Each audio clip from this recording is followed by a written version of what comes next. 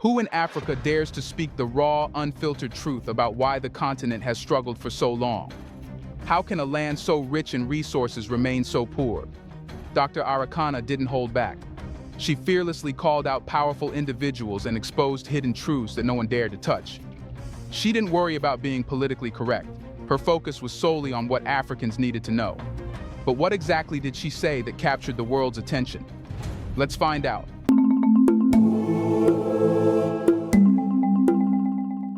Let's get straight to it. Dr. Arikana Chihombori Kwao just set the stage on fire with one of the most explosive speeches Africa has witnessed in recent years. This wasn't your run-of-the-mill diplomatic talk. No, it was a scorching, no-holds-barred call to action that left African leaders visibly shaken. Imagine a thunderstorm rolling into a quiet town, the kind that doesn't just pass through but leaves a trail of uprooted trees and shattered windows. That's the kind of impact Dr. Arikana had when she took the podium in South Africa. Now, let's break down the speech that's got everyone talking. Dr. Arikana wasn't content with merely pointing fingers at the age-old Western powers we've grown used to blaming for Africa's woes. Instead, she flipped the script in a way that no one saw coming. She put African leaders directly in the hot seat. In a room filled with some of the most influential figures on the continent, she pulled no punches, accusing these leaders of being the gatekeepers of Africa's misery. According to her, it's not just foreign powers that are bleeding Africa dry, it's the very people who claim to protect it. Here's where it gets interesting. Dr. Arikana likened the current crop of African elites to gatekeepers who have locked the continent in a cycle of dependency. Not on chains or whips, but on contracts, aid, and handouts.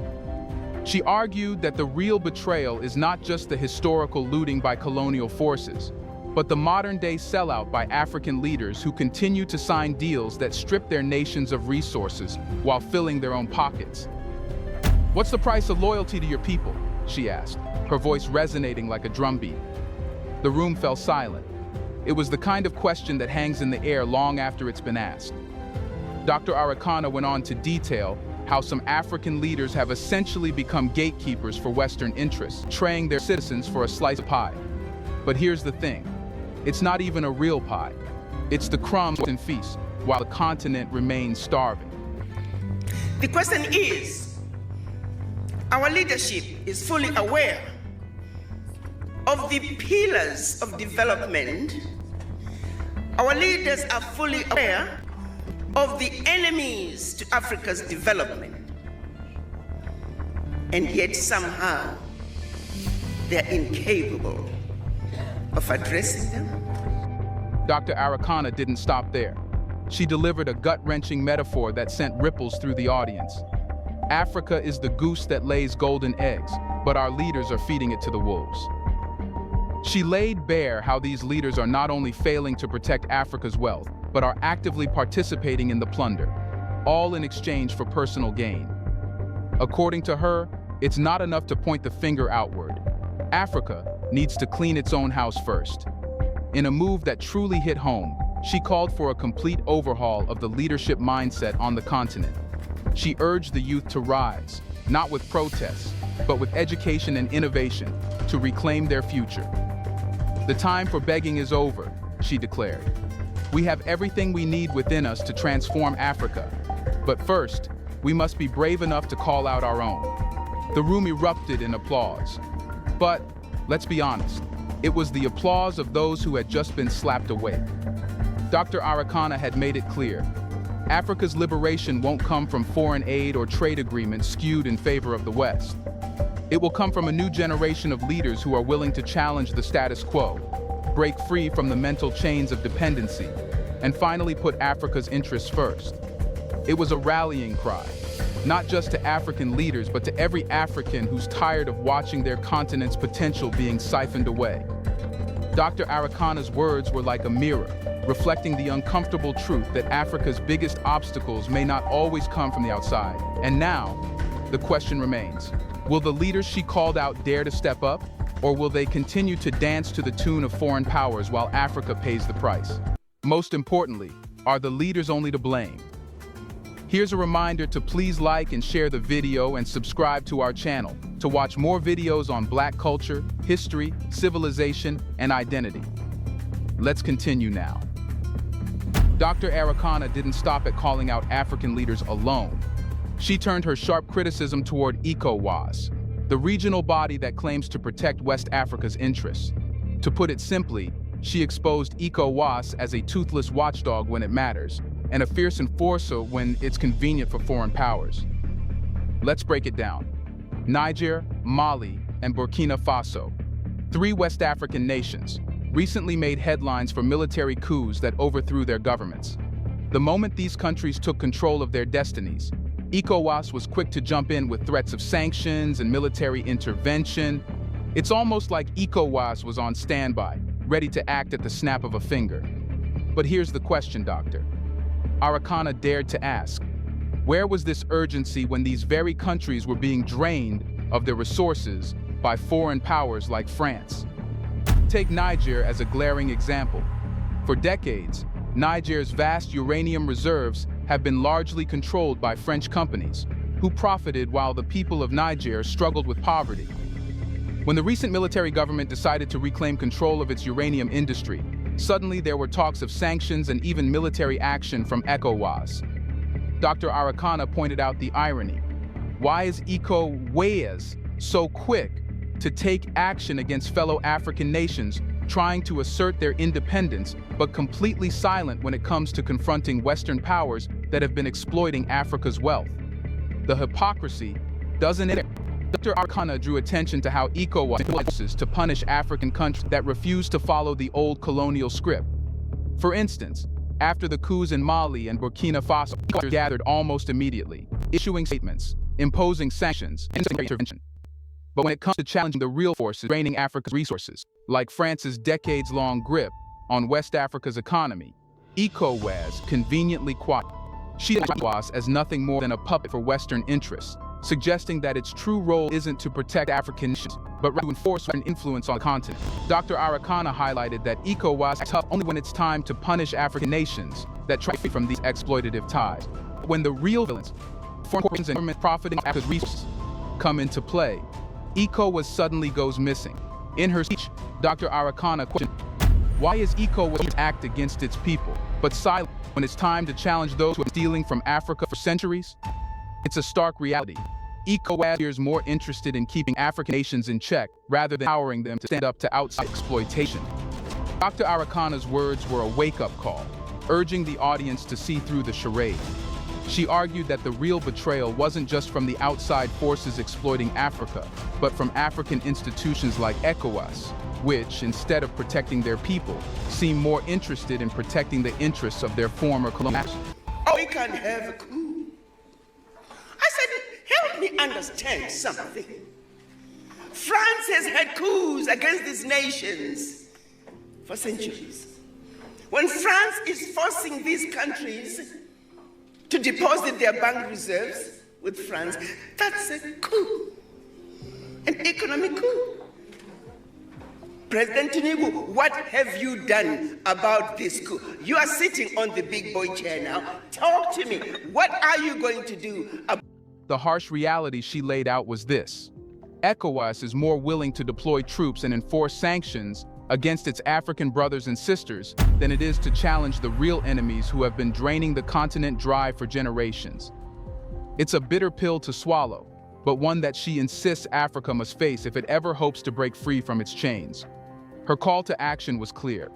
Africa's fight isn't just against the West, it's also against those within who have chosen comfort and complacency over true liberation. The question now is, will ECOWAS continue to serve as the gatekeeper for Western interests, or will it finally stand up for the people it claims to represent? Dr. Arikana wasn't done yet. If you thought she was finished stirring the pot, think again. This time, she went straight for the jugular, turning her focus to Africa's ongoing dependency on loans from Western financial institutions. Why? She asked the audience, her voice steady but forceful. Is a continent overflowing with natural resources still begging for money from Western banks? The question hung in the air like a challenge, daring anyone to justify this paradox.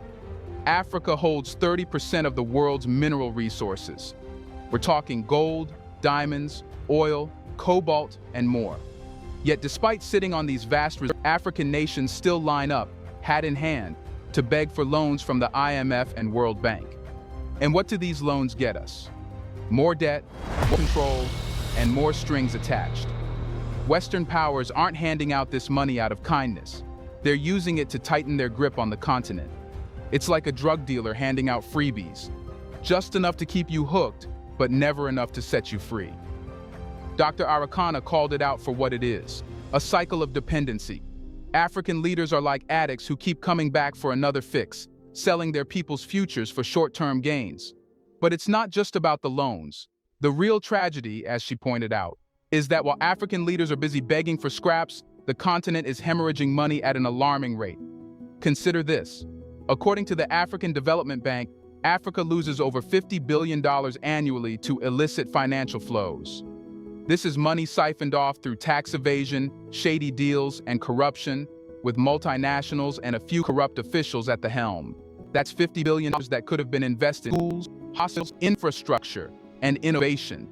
But instead, it's lining the pockets of foreign corporations and of greedy officials. Dr. Arikana didn't stop there. She painted a stark picture of the hypocrisy. Africans through financial loopholes and corruption, but dare to go knocking on the doors of the IMF and World Bank asking loans. And let's not forget, these loans come with crippling conditions, structural adjustment programs that force nations to cut spending on social services, and open up for exploitation. Take Zambia, for example. The country borrowed heavily to fund infrastructure projects, roads, bridges, you name it. Now, Zambia finds itself debt trapped, struggling to pay off these loans that were supposed to be invested in the country's future.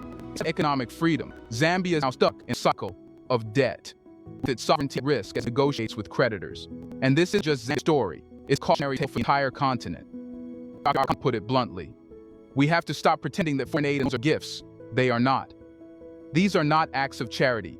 They're calculated moves to keep Africa dependent under control. The continent's leaders, she argued, need to wake up and realize that every loan signed, every aid packet is another chain around Africa's neck. Her call to action was clear. Africa needs to be begging for loans with simple line. The solution isn't in more foreign loans. It's in taking control of our resources, stopping the financial leaks, and investing in our people. The real question is, African leaders finally take charge of their destiny, or will they keep playing the role of beggars in a world where they should be? And where do locals do this? They all have responsibility? Dr. Arikana then turned to a subject that, according to her, is even more serious than economic exploitation, mental colonization. She took a deep breath, scanned the room, and then dropped a truth bomb that hit like a shockwave. Let's be honest with ourselves, she began. Colonialism never truly ended.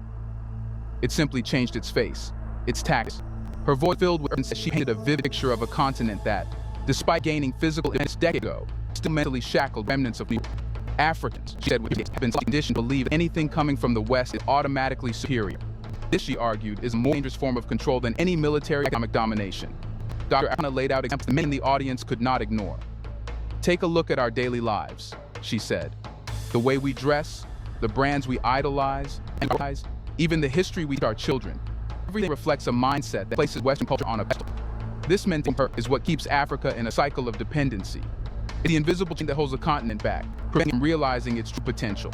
Africa has rich cultural traditions, hundreds of languages, and a history filled with incredible achievements. Yet many Africans take pride in speaking English or French better than their native languages. Dr. Arikana didn't mince words when she called this out. She questioned why government officials boast their fluency in these foreign languages, often as a mark of sophistication or intelligence. What does it tell us, she asked, when we take more pride in mastering the language of our colonizers than in preserving our tongues? That are free of the legacy of colonization and the legacy of slavery. As we speak today, we're all sick. Please.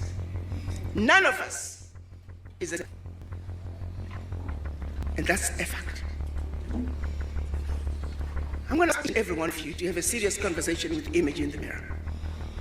And ask yourself why you feel the way you do. Why are you automatically afraid of those who don't look like you? Why do you feel defeated? Why are you afraid to speak up and stand your ground? But it's not just about language.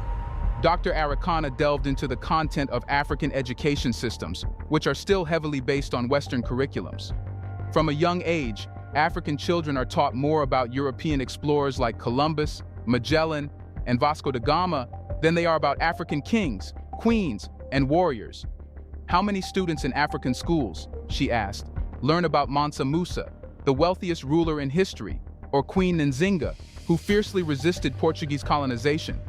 She pointed out that African history is often reduced to a few paragraphs, mostly focusing on colonialism, slavery, and poverty, while Europe's history is glorified. This selective teaching, she argued, is no accident. It's designed to keep Africans feeling inferior, as if their past is something to be ashamed of, rather than celebrated. When you don't know your history, she emphasized, you are doomed to believe the stories others tell you about yourself. Let's look at modern examples. Countries like Nigeria, South Africa, and Kenya are filled with brilliant, innovative minds, and youth who are eager to make their mark on the world.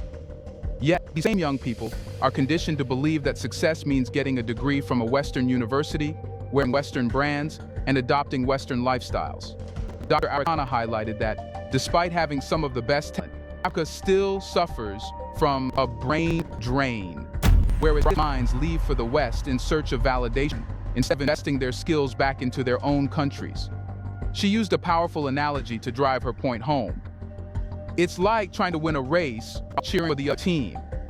As long as Africans continue to buy everything whether it's fashion, technology, education, or even beauty standards, they will never truly break free from the cycle of dependency. Dr. Arikana explained that this is exactly what Western powers want. Africans are always looking to the West for approval, instead of realizing their worth and potential. She argued that as long as Africa remains mentally colonized, it will always be easy to manipulate, exploit, and control. To illustrate this, she brought up a story that resonated deeply with the audience. She recounted how, during a recent visit to a prestigious African university, she found that the curriculum was still heavily focused on Western theories, with little emphasis on local knowledge systems or African innovations. How can we expect to develop African solutions to African problems, she asked, if we're still teaching our students to think like Europeans? Dr. Arikana passionately called for a revolution in African education, urging leaders to prioritize teaching African history, languages, and innovations. She argued that the first step to real independence is reclaiming the minds of Africa's youth. She pointed out on Western education systems that are not designed to empower Africans, but to keep them looking for answers. When are we going to wake up and realize that our inability to move forward as a people is because we were defeated where it matters most? So that we're here in an institution of higher learning. I'm going to ask you, so what are you going to do about the educational curriculum? Because that's where it begins. They don't want us knowing our history. They don't want us knowing where we came from. Because if you are a person without a history... Her call to action was both bold and inspiring. Africa doesn't need to keep looking to the West for validation. We have everything we need right here: our resources, our people, and our rich cultural heritage. She urged African leaders, educators, and parents to stop glorifying Western standards and instead nurture a sense of pride in being African. In her final words, Dr. Arikana posed a challenging question. When will Africans stop admiring everything Western and start believing in their worth? Until that happens, she argued, Africa will remain trapped in a cycle of mental colonization, unable to fully break free and claim its rightful place on the global stage. Do you think African leaders will listen? Or will they continue to play their part in a script written by Western hands? Let us know in the comments section. Will Africa ever see freedom? Do you want to watch more videos like this one? If so, subscribe to our channel and press the bell icon next to it. I've decided to bring videos on something nobody talks about: the Black culture, civilization, history, and evidence about how glorious Blacks have been. Thanks for watching, and until the next video, stay tuned.